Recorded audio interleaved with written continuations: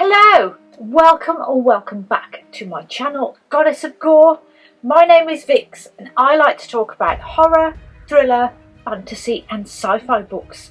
We're halfway through the month, so it's time to talk about all the new releases that I'm excited about, including two of my most anticipated releases of the year. At the time of doing this list, these are the UK release dates, so it may be different in your country. So I want to briefly mention two of the 13 books on this list because I have already spoken about them. The Writing Retreat by Julia Bartz, released on the 2nd. This is an isolated thriller in the snow about, you guessed it, a writing retreat. A select few writers embark on a competition to go to a retreat to write a novel, and the best one wins a dream-worthy production deal. But what they don't know is just how deadly the competition is. I do talk about this in my March TBR video because this is one that I was gifted and I aim to get to. I think this will be a quick, tense read and I can hopefully get to it before the end of the month, and I will put a card up for that video as well as a link below in the description box. And also The Trees Grew Because I Bled There, that came out on the 7th by LaRocca, which I have mentioned twice. The same March TBR and last week's weekly wrap up, and that will be linked up and down. But basically this is an 8 short story collection that deals with relationships, all kinds of messed up relationships, friends, parents, children, you name it, it's in here. They're not good relationships, let's get that straight right from the start. This is not a self-help guide, let's put it that way. So I have two of my most anticipated releases for the year coming out this month, and I'm very excited about them, but they're both at the end of the month, and as I did it last time, I'm going to run through these in the order of release dates. So I will get to my favourite two at the end. The Book of Eve by Meg Clothier. This came out already on the 2nd of March, and look at this cover, isn't it gorgeous? This historical fiction with magical fantasy elements seems to be about a librarian nun called Beatrice who is living in this world of manuscripts and books. Apart from the other nuns and the life at the convent, she longs to be in the outside world where she wants to know more about the land ruled by men and women having nothing to do with any say in it. So, don't know what that's about. I mean, we live in a world ruled by men right now. Look at this mess. So, one night during some festivities, two injured women are left on the steps of the convent, pretty much near death. And when Beatrice gets to one of them, she presses a book into her hands. This book is dangerous, sinful and full of secrets. The pages seem to have a bewitching life of their own. Now, the men in the country want this book gone and will stop at nothing to find and destroy it.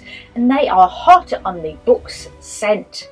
And now it's been entrusted to Beatrice and she has to protect it, no matter the cost. Also on the 2nd is The Magician's Daughter by H.G. Parry. This is set in 1912, and for the last 70 years magic has all but disappeared from the world. But for a girl called Biddy, it is all she has known. Orphaned in a shipwreck as a baby, Biddy grew up on High Brazil, a legendary island off the coast of Ireland, hidden by magic and glimpsed by rare travellers who return with stories of wild black rabbits and a lone magician in a castle. To Biddy, the island is her home, her playground and her school. She shares it with the magician Rowan, her guardian. She has longed to leave and see what is beyond the island. After all, Rowan leaves every night, transforming into a raven and flying to the mainland, and never tells her where or why he goes there. But when Rowan doesn't come home one morning, she has to use his magical items to find him, forcing him to tell Biddy about the terrible past in the final days of magic and why Rowan was forced to onto High Brazil. To protect their home, Biddy will have to leave and enter the world of poverty in Whitechapel, London, where she learns about the magical people that were left behind and that maybe Rowan isn't all he seemed. So this was sold to me as a cosy urban fantasy, but that doesn't sound very cosy, does it?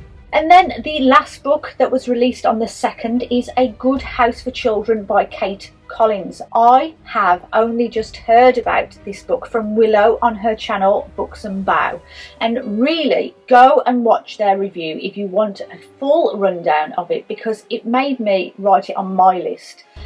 But briefly, it is about a woman, Orla, who used to have a wonderful life as a painter and a lover, but now she's married to Nick and mother to Sam.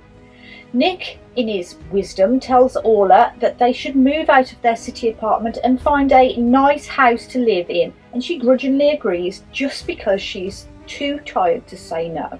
So they find a wonderful mansion in Dorset, England, but as the family settles into life at this mansion, Nick is never there because he leaves every week to go to work.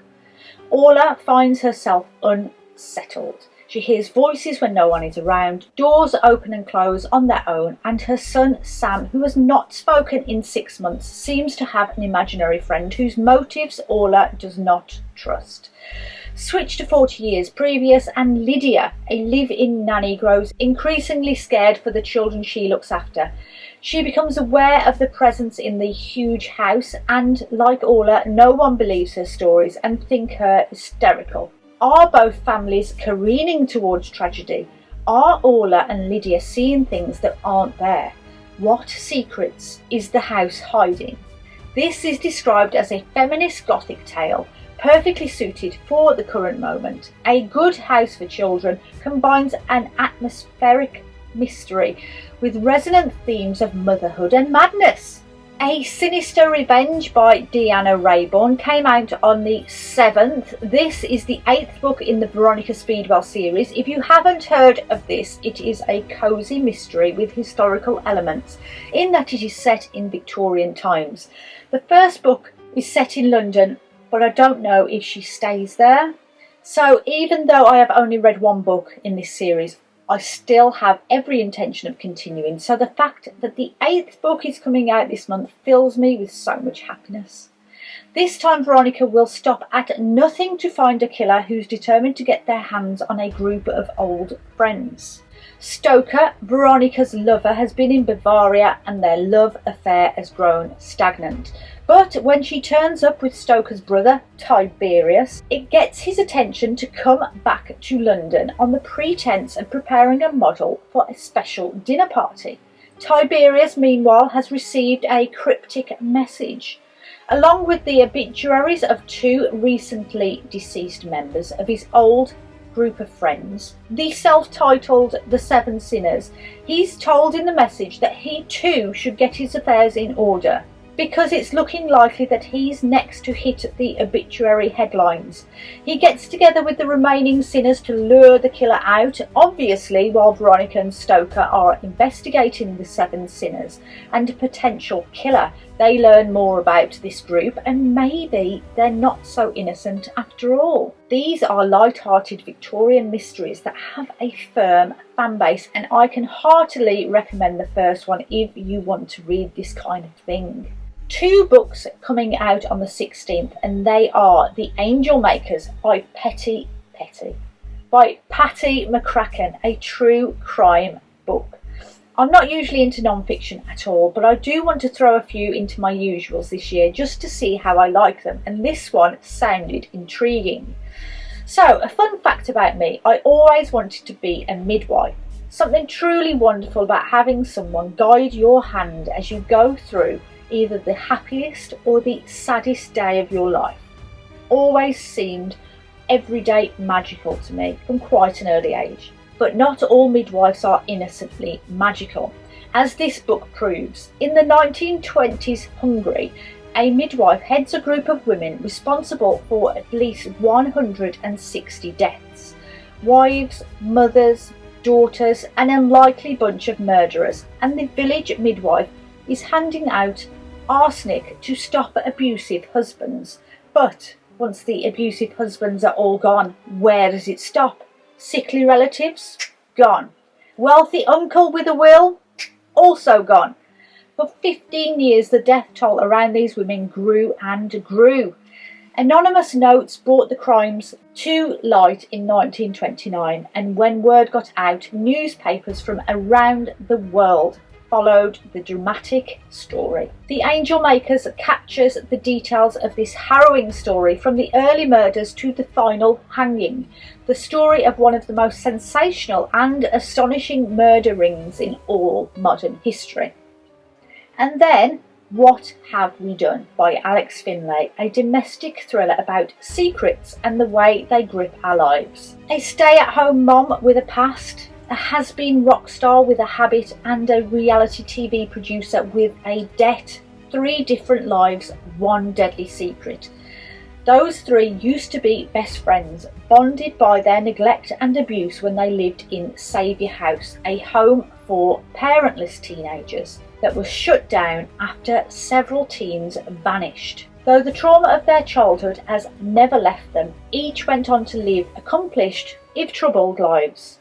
They haven't seen one another since they were teens, but now are reunited for one single haunting reason. Someone is trying to kill them. Someone wants them dead. So obviously, for our benefit, they will have to revisit their past to find out why someone wants to end their future. The London Séance Society by Sarah Penner is coming out on the 21st. The author of The Lost Apothecary, of course. And this is about 2 women searching for truth and justice in the perilous art of conjuring the dead. It's 1873 and the setting is an abandoned chateau just outside Parry. And the renowned spiritualist Vaudeline Delaire is about to hold a séance. The Coeur Supreme in talking to the victims of grisly murders. She is the one who can finger the murderer, the first port of call for investigators and grieving families alike. Lena Wicks originally came to Paris to find answers about her sister's death, but when Vaudeline is asked to go to England to solve a high-profile murder, Lena accompanies her as an understudy. But as the women team up with the powerful men of London's exclusive Séance Society to solve the mystery, they begin to suspect that they are not merely out to solve a crime, but are perhaps entangled in one themselves. Dirty Laundry by Disha Bose comes out on the 24th, another domestic thriller, but this time it's clicky mums. But when one of them is murdered, it brings chaos to their world. The tagline, she was the perfect wife, with the perfect life. You would kill to have it. Kira Dunphy seems to have it all, a loving husband, well-behaved children and a beautiful home. Her circle of friends in their small Irish village go to her for tips about mothering and style, a mother superior as I call them. And on Instagram she's all smiles, but behind the filters reality is less than polished. Mishti, Kira's best friend, is in a unhappy arranged marriage. She wants to be just like Kira and the other mums, so is overjoyed to be welcomed into the circle of power. Then Lauren, the complete opposite of these mums, kids running around practically naked in the yard, an unkept house and husband. The other mums just laugh at her, but Mishti becomes her ally, and Lauren thinks her days of being the running joke in town are over. Found dead in her immaculate, pristine home, when Kira's dirty laundry is put out to air, it seems everyone had a reason to want her dead and telling tales on each other in order to preserve themselves. Then on the 28th, And Put Away Childish Things by Adrian Tchaikovsky. Labelled as a fantasy horror sci-fi, this shorter story from him is only 200 pages or so long. It is about Harry, who has been called into the delightful fantasy world of his grandmother's beloved children's books, but it's not delightful there at all. All roads lead to Underhill, where it's always winter, but it's never nice. Harry Bodie's famous grandmother wrote a beloved set of children's books, told in the delightful world of Underhill. Parry is a failing TV presenter whose every attempt to advance his career ends in disaster. His name goes before him and it always ends badly. But Underhill has been waiting decades for a promised child to visit, and what if its occupants, the Undillians, are sick of waiting for the kids and are taking matters into their own hands? Oh no, that doesn't sound lovely at all, does it? And then it's time. Time for my two anticipated books of the year. First with Lone Women by Victor LaValle. And honestly, the synopsis of this book is so good. And I think this will, maybe, be my first horror western. Adelaide Henry carries an enormous steamer trunk with her wherever she goes. It's locked at all times because when the trunk opens, people around Adelaide start to disappear. How fascinating. So, set in 1915, Adelaide has a terrible sin and it's killed her parents, so she flees to California on her way to Montana because lone women can be homesteaders with free land there. Dragging her terrible trunk with her, she's never alone because she's always got her secrets locked away. Will she ever escape her past and the horrors all around her? And A House with Good Bones by Kingfisher is the second one of my favourites of the year. And this is a gothic paranormal fantasy set in the burbs in North Carolina and follows Samantha, who is visiting her mother after her brother has been in touch to say Mom is off. She pulls into the driveway of the house she grew up in, and the first thing that's strange is that there's a vulture on the mailbox looking right at the house. The second thing, the house is decorated differently. Gone is the cosy decor and now it's sterile, bright white. Her brother was not wrong, something is weird. Her mum jumps at the smallest noises and looks over her shoulder when she's the only one in the room. And when Sam steps outside to clear her head, she finds a jar of teeth hidden in the rose bushes. Strange. Then, the last one, on the 30th, Sing Me Forgotten by Jessica S. Olsen, a YA magical fantasy. So this is supposed to be a flipped retelling of the Phantom of the Opera. Cast into a well at birth for being one of the magical few who can manipulate memories when people sing, Ida is saved by Cyril, the opera house's owner. Since that day, he has given her sanctuary from the murderous world outside. All he asks in return is that she use her power to keep ticket sales high and that she stays out of sight. For if anyone were to discover she survived, Ida and Cyril would pay with their lives. Obviously, Ida breaks this rule when she meets Emmerich. Mesmerised by his voice, it is unlike any other she has ever heard, and she thinks she's found a way out of her prison. But the price of freedom is steeper than Ida could ever know, for even as she struggles with her growing feelings for Emmerich, she learns that in order to take charge of her own destiny, she must become the monster the world tried to drown in the first place. That's it. Are any of these books on your most anticipated releases of the year? Let me know which books you're waiting for that hasn't come out yet.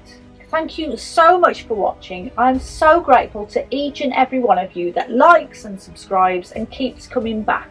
I can't believe that I have 250 people who I don't know in real life subscribing.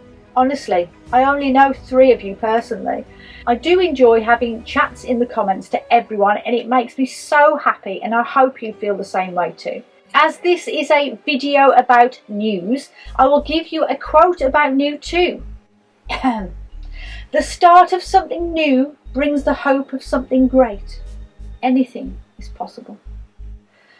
Make some good book choices this week, my friends, and I hope to see you all again soon. Until next time, bye bye.